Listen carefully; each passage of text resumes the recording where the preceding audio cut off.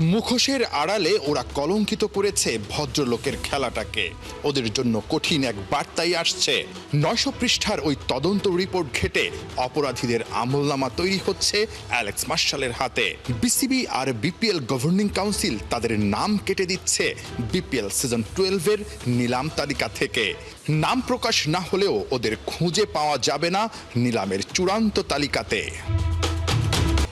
এবারের বিপিএলে গত বিপিএলে যারা আসলে ফিক্সিং এর সন্দেহে অভিযুক্ত ছিলেন, যাদের প্রমাণ পাওয়া গেছে বা যাদের আসলে হাই ফ্ল্যাগ বা রেড ফ্ল্যাগ, তাদেরকে খেলতে দেওয়া হবে না। এবং অকশনের যে লিস্টটা এখন পর্যন্ত খসড়া করা হয়েছে, সেখান থেকে যে রিভাইজড লিস্ট হবে, চূড়ান্ত যে লিস্টটা হবে অকশনের টেবিলে, ফ্র্যাঞ্চাইজি মালিকরা যখন ওই লিস্টটা নিয়ে বসবেন তখন ওই ক্রিকেটারদের নাম তারা পাবেন না, তাদের নামটা কাটা পড়তে যাচ্ছে।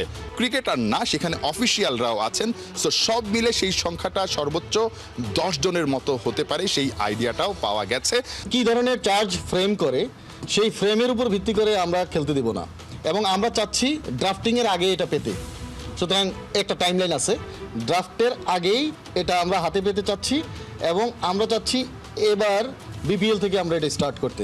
রেড মানেটা কি আপনারা প্রতি সন্দেহ আছে, এদের কথা বলে এদের টিমের আশেপাশে আসতে দিব না। আমরা এক্সপেক্ট করছি, আমরা প্রেসিডেন্ট সাহেবের কাছে বলছি এইটা যখন আসবে we are take action immediately.